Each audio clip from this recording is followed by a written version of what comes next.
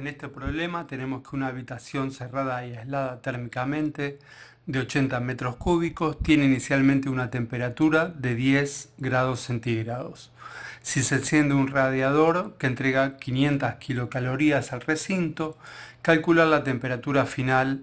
La densidad del aire es 0,0013 gramos sobre centímetros cúbicos y el calor específico del aire es 0,24 calorías sobre gramos por grado centígrado. Muy bien, ¿qué tenemos que entender de este problema? Que tenemos una habitación cerrada y está aislada térmicamente, con lo cual no va ni entrar ni salir calor. Tiene determinado volumen y está a determinada temperatura inicial. Entonces se enciende un radiador que está adentro de la habitación y va a entregar una cantidad de 500.000 calorías. Entonces, ¿qué va a pasar con el aire que está dentro de la habitación? Y se va a empezar a calentar. Es decir, ¿qué significa eso? Concretamente, va a aumentar su temperatura. Entonces, lo que vamos a hacer es tratar de encontrar esa variación de temperatura. Como se está produciendo en el aire una variación de temperatura y no un cambio de estado, vamos a recurrir a que el calor absorbido por el aire es igual a la masa de aire por el calor específico del aire por la variación de temperatura, es decir, la temperatura final menos la temperatura inicial. Como no nos dan la masa del aire, la vamos a calcular en forma indirecta. Nosotros sabemos que la densidad es masa sobre volumen y de acá podemos despejar que la masa es igual a la densidad por el volumen.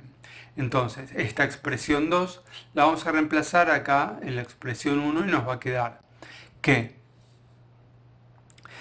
la cantidad de calor, el calor absorbido, es igual a la densidad del aire por el volumen de la habitación por el calor específico del aire por la variación de temperatura.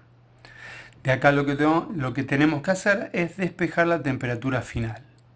¿Cómo vamos a hacer? Estos tres factores que están multiplicando este paréntesis los vamos a llevar del otro lado de la igualdad dividiendo en primer lugar. Entonces nos va a quedar del miembro izquierdo solamente temperatura final menos temperatura inicial. Así que como tenemos que despejar, vamos a agarrar la temperatura inicial restando y la vamos a llevar sumando del otro lado.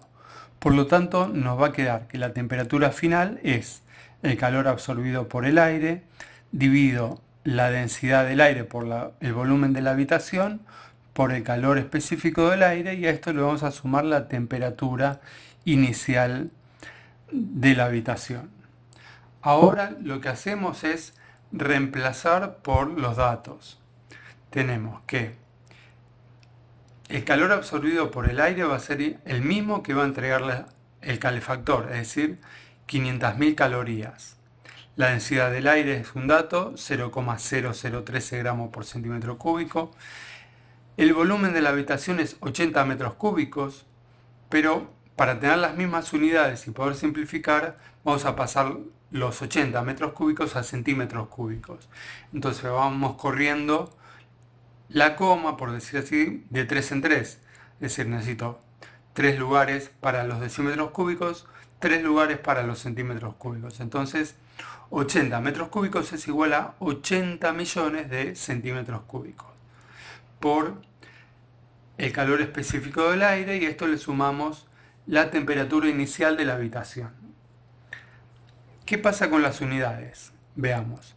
Centímetros cúbicos se van con centímetros cúbicos. Gramos se van con gramos.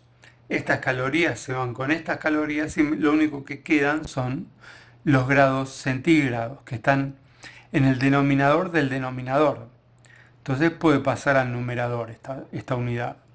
Y si hacemos las cuentas con los números, nos va a quedar 20 grados centígrados, a los cuales le sumamos la temperatura inicial, nos queda una temperatura final de 30 grados centígrados.